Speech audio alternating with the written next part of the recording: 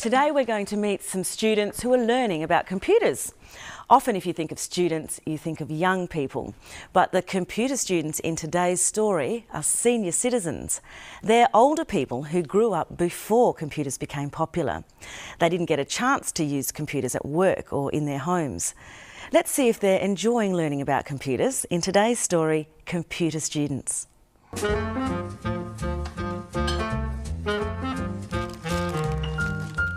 Meet my grandmother. Dorothy Sizer is in her mid-70s, a regular golfer, great gardener, top cook and knits up a storm. She and her sister-in-law Jean Sizer are active and involved members of the older generation. It's been several years since they retired, meaning they missed out on the computer boom in workplaces and at home.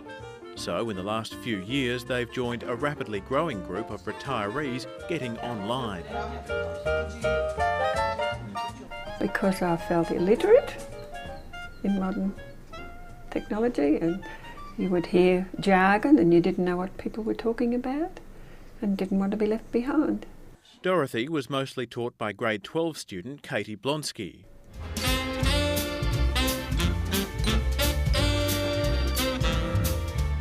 These days, Dorothy keeps in touch with family across Australia via the web, including her newest great-grandchild in Townsville.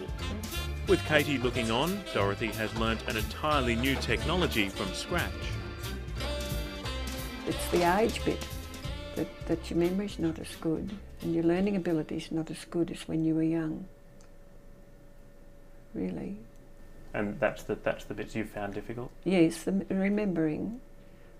And because you're not using it continuously, you're not reinforcing what you've learned. And I just put so-and-so or whatever it was at hotmail.com. Jean Sizer decided to learn about computers after being given one. After a few months I decided I needed a little bit of help, and so I went to a course for absolute beginners, and we learned how to turn it on, how to turn it off, and a few things in between then. Like Dorothy, Jean uses her computer to stay in touch with family and write her memoirs. Do you see that there's now an arrow there? It takes a bit of effort, but it's been worth the effort, so that you do know what others are thinking about, and you don't like to feel, oh, that's beyond me, or I can't do that. So I like to give things a go, and so it's been fun to try and keep up a bit. So, with classes like these and home tutors, people like my grandmother are now exposed to a whole new world, bringing them closer again to the changing world and their loving grandsons. I mightn't know what to do, but I do feel I know what they're on about.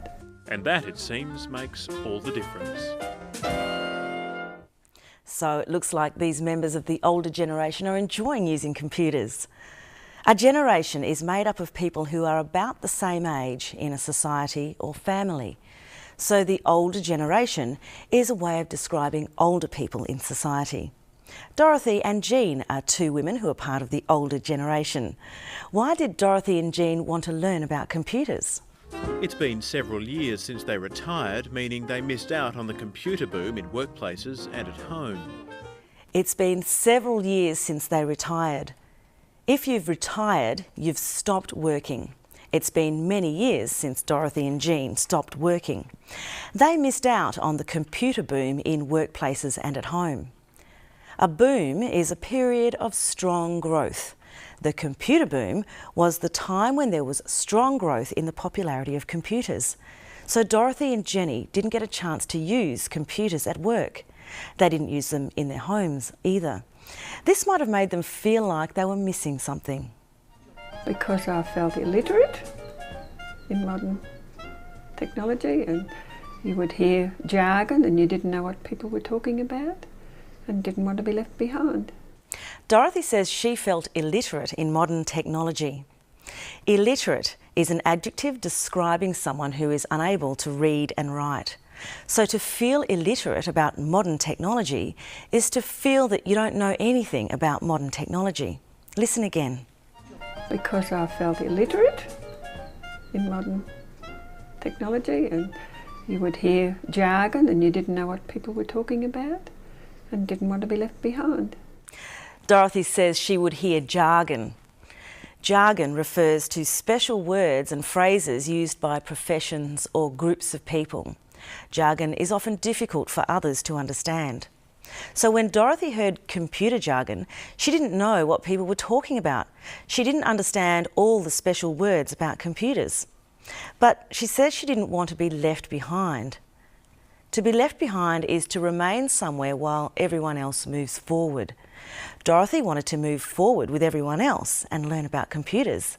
So she took some lessons from a young girl named Katie. These days, Dorothy keeps in touch with family across Australia via the web, including her newest great-grandchild in Townsville. With Katie looking on, Dorothy has learnt an entirely new technology from scratch.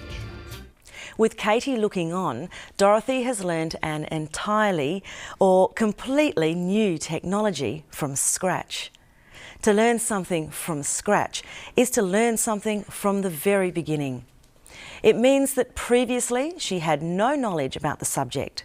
So with Katie looking on, or helping, Dorothy started learning about computers. Listen again.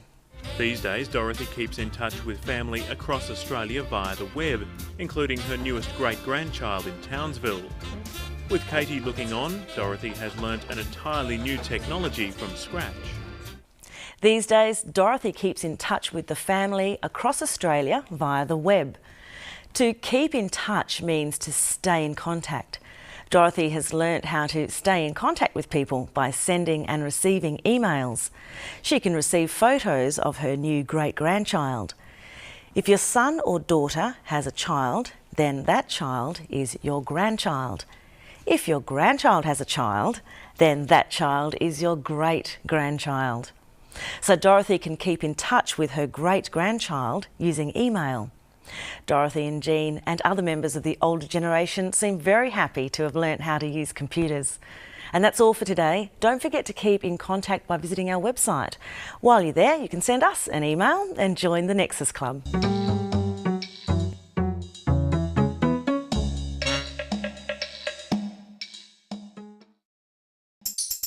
English Bites is brought to you by Australia Network, and there are many other English language learning resources available at our website.